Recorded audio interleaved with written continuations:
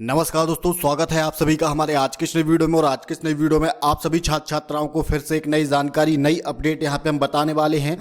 दोस्तों, मध्य प्रदेश भोज open university Bhopal द्वारा अगर आप सत्र 2023-24 में प्राइवेट यानी दूरस्थ शिक्षा केंद्र के माध्यम से घर बैठे ग्रेजुएशन का कोर्स करना चाहते हैं तो यहाँ पे आप जो है बीए, बीएससी, बीकॉम आदि के लिए ऑनलाइन अप्लाई कर सकते हैं। इसके जो रजिस्ट्रेशन है प्रारंभ हो चुके हैं।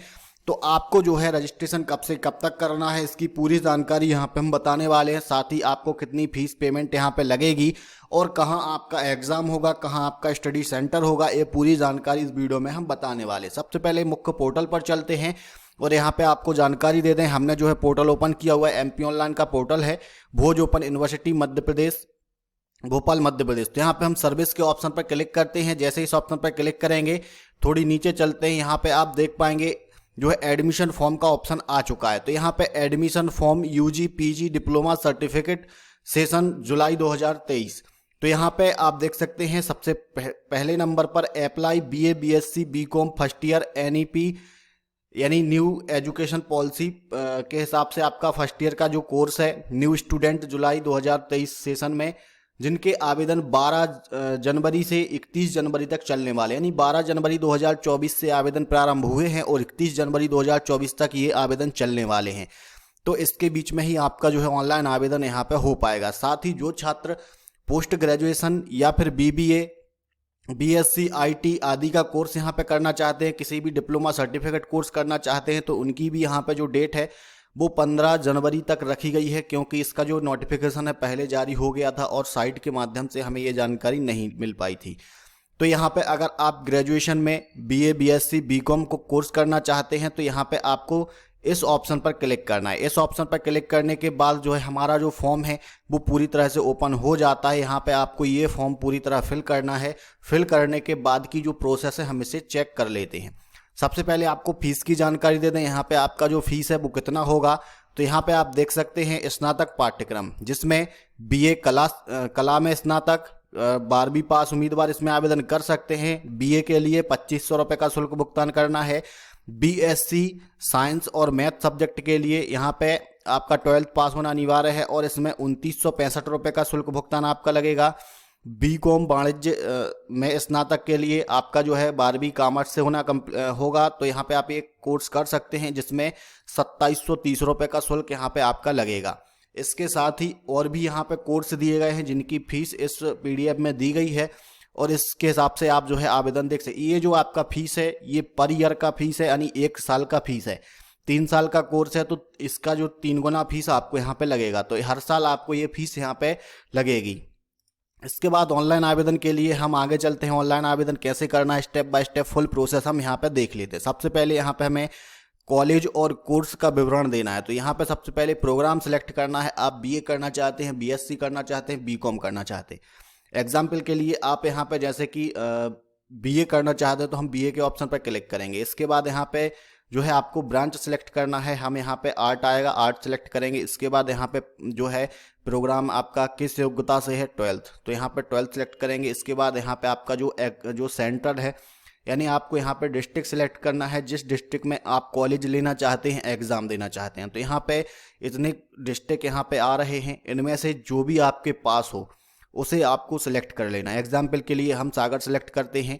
इसके बाद यहाँ पे स्टडी सेंटर का नाम, यहाँ पे आपके जितने भी कॉलेज भोज यूनिवर्सिटी से जुड़े हुए हैं वो सभी कॉलेज यहाँ पे आपके खुलेंगे और आपके नज़दीक का जो कॉलेज है वो आपको यहाँ पे सिलेक्ट करना है।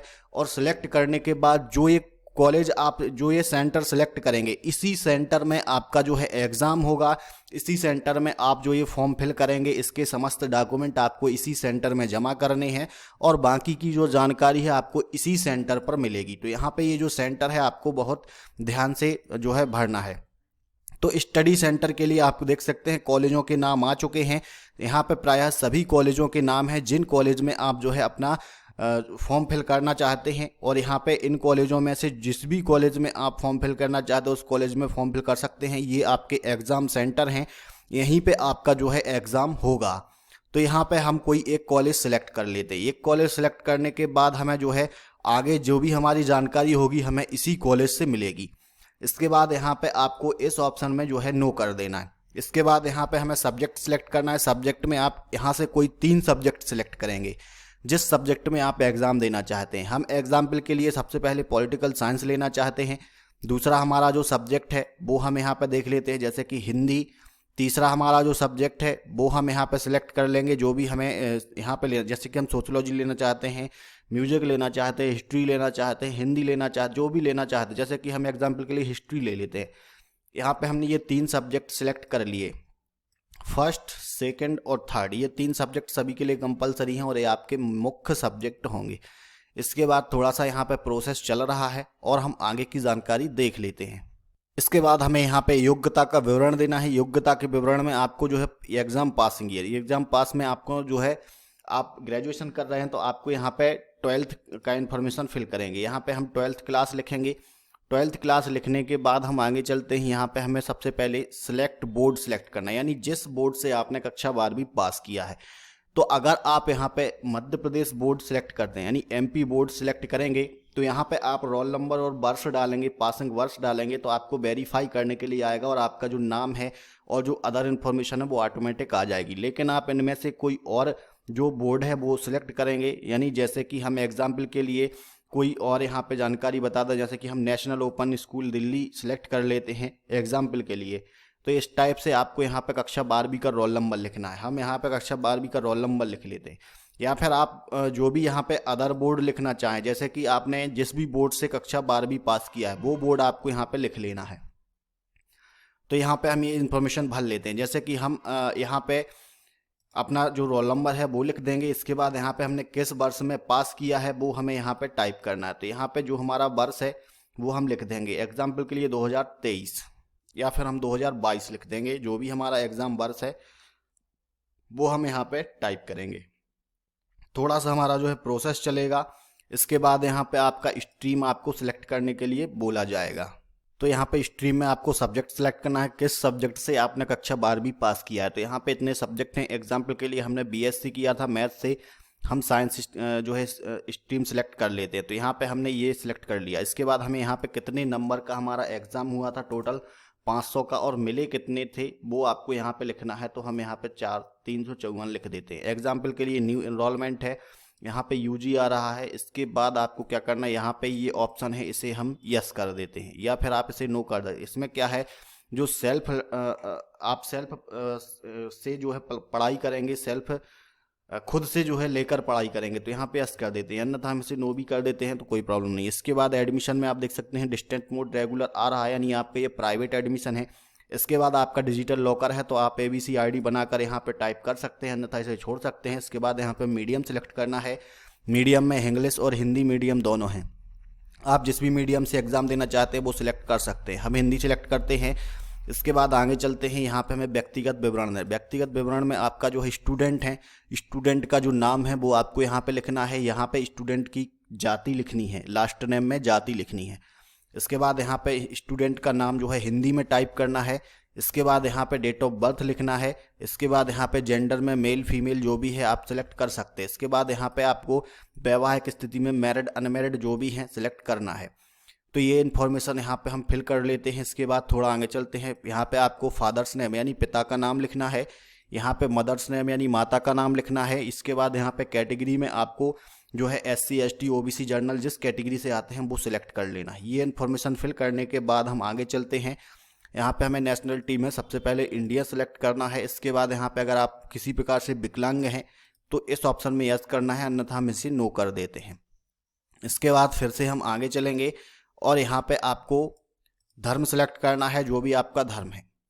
धर्म सेलेक्ट करने के बाद यहाँ पे एरिया में आप ग्रामीण क्षेत्र से हैं तो रूरल सेलेक्ट करेंगे और शहरी क्षेत्र से हैं तो अर्बन सेलेक्ट करेंगे। तो यहाँ पे हम ग्रामीण क्षेत्र से हैं तो रूरल सेलेक्ट करेंगे। इसके बाद यहाँ पे आपसे पूछा जाता है कि आप किसी प्रकार से जॉब करते हैं तो एम्प्लॉयड लिखें, अगर जॉब नहीं करते हैं तो अनएम्प्लॉयड लिखें। इसके बाद यहाँ पे एम्प्लॉयड टाइप पूछा जाता है, अगर आप प्राइवेट नौकरी करते हैं, गवर्नमेंट नौकरी करते हैं या कुछ नहीं करते हैं। तो कुछ नहीं करते हैं तो अदर लिख सकते हैं, अगर नौकरी करते हैं तो प्राइवेट गवर्नमेंट सेलेक्ट कर सकते हैं। इसके बाद हमें पता लिखना है, एड्रेस। एड्रेस में आपका जो भी एड्रेस है वो आपको यहाँ पे लिख देना है। एड्रेस पूरा फिल करने के बाद एग्जाम्पल के लिए हम यहाँ पे जो एड्रेस है वो यहाँ पे इस टाइप से टाइप कर देते हैं। एग्जाम्पल के लिए आप देख सकते हैं हमने ये एड्रेस यहाँ पे लिख दिया है।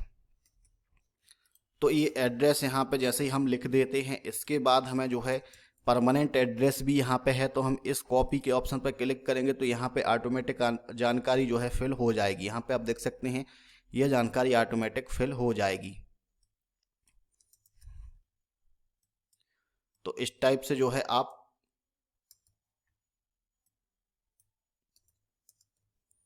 इस टाइप से जानकारी फिल हो जाएगी। इसके बाद आपको क्या करना है, यहाँ पे हम आगे चलते हैं। यहाँ पे अदर इन्फॉर्मेशन देना है। अदर इन्फॉर्मेशन में आपको आपका मोबाइल नंबर टाइप करना है। मोबाइल नंबर पे अगर व्हाट्सएप चलता है तो यहाँ पे इस बॉक्स में क्लिक कर देना है। इसके बाद यहाँ पे दूसरा मोबाइल नंबर देना है। कोई 2 मोबाइल नंबर आपको यहाँ पे लिखने हैं। यहाँ पे आप अपना ईमेल आईडी टाइप करेंगे। यहाँ पे आपको जो है नो के ऑप्शन पर क्लिक कर देना है। इसके बाद हम आगे चलते हैं। यहाँ पे आइडेंटिटी प्रूफ में आपको जो है वोटर आईडी, पैन कार्ड या गवर्नमेंट अप्रूव्ड आईडी कार्ड, यानी इसमें आप वोटर आईडी कार्ड है तो वो कर सकते हैं, पैन कार्ड कर सकते हैं, या फिर आप आधार कार्ड है या कोई मार्कशीट है तो आप यहाँ पे गवर्नमेंट अप्रूव्ड आईडी कार्ड के ऑप्शन पर क्लिक करके जो है आधार कार्ड जो है यहाँ पे लिख सकते हैं, जो भी आपका आधार कार्ड नंबर है। इसके बाद यहाँ पे आपको जो है वोटर आईडी कार्ड अगर आपके पास है तो यहाँ पे आप यस करें, अन्यथा नो कर सकते हैं। इसके बाद बैंक डिटेल आपको सही भरना है, क्योंकि अगर किसी कारणवश आपका फीस रिफंड होता है तो वो डायरेक्ट आपके अकाउंट में ट्रांसफ़र किया जाएगा। तो यहाँ पे आपको बैंक का नाम लिखना है, state bank, central bank, bank of Baroda, जो भी है वो आप यहाँ पे लिखेंगे। अकाउंट होल्डर का नाम, यानी जिस कैंडिडेट का आप अकाउंट लगा रहे हैं उसका नाम यहाँ पे लिखना है। यहाँ पे अकाउंट नंबर टाइप करना है, यहाँ पे IFSC कोड टाइप करना है। जैसे ये इन्फॉर्मेशन यहाँ पे फिल कर लोगे, इसके बाद यहाँ पे आपको शो फीस डिटेल के ऑप्शन पर क्लिक करना है।